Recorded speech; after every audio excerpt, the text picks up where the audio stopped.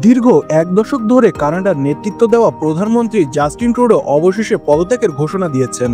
সোমবার অটোয়ায় নিজের বাসভবনের বাইরে আয়োজিত এক সংবাদ সম্মেলনে এ ঘোষণা দেন তিনি।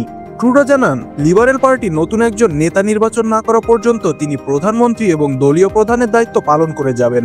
এদিকে ট্রুডো কোনো উত্তরসূরি ঠিক না করেই দলীয় পদ থেকে পদত্যাগ করায় অনেকেই হতবাক হয়েছেন, কেননা তারপরে কে দলের হাল ধরবে সে বিষয় এখনো নিশ্চিত হয়নি। এছাড়া বছরের শেষে ফেডারেল নির্বাচনেও ট্রুডোর দল লিবারেল পার্টিকে নেতৃত্ব কে দেবে তা নিয়েও প্রশ্ন উঠেছে। 2015 সাল থেকে টানা দেশটির প্রধানমন্ত্রী হিসেবে কাজ করছেন ট্রুডো। এর আগে নাজুক পরিস্থিতি থেকে দলকে টেনে তুলেছিলেন তিনি নিজেই। এ খবর দিয়ে বিসিবি বলছে, ক্রমবর্ধমান চাপের মুখে পদত্যাগ করলেন ট্রুডো, যার ফলে তার দীর্ঘ রাজনৈতিক অধ্যায়ের অবসান হচ্ছে। কেননা দল থেকে পদত্যাগ করার অর্থ হচ্ছে তাকে প্রধানমন্ত্রীর পদ থেকেও সরে দাঁড়াতে হবে। তবে পরবর্তী নেতা নির্বাচিত না হওয়া পর্যন্ত তিনিই প্রধানমন্ত্রীর দায়িত্ব পালন করবেন। জাতির উদ্দেশ্যে দেওয়া ভাষণে সংসদ স্থগিত করার অনুরোধ জানিয়েছেন তিনি।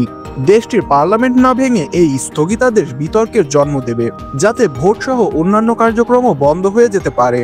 আগামী 24 মার্চ পর্যন্ত পার্লামেন্টের সকল কার্যক্রম স্থগিত থাকবে।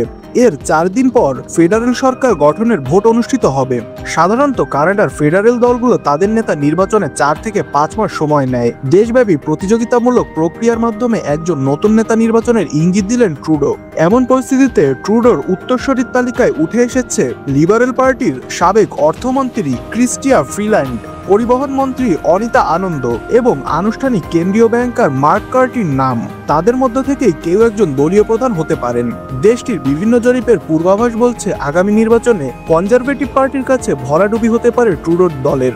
অর্থনৈতিক চাপ মোকাবেলা করে যুক্তরাষ্ট্রের নবনির্বাচিত প্রেসিডেন্ট ডোনাল্ড ট্রাম্প প্রশাসনের সঙ্গে তাল মিলিয়ে চলতে পারবে এমন দলই নির্বাচনে জয়ী হতে পারে বলে ধারণা বিশেষজ্ঞদের।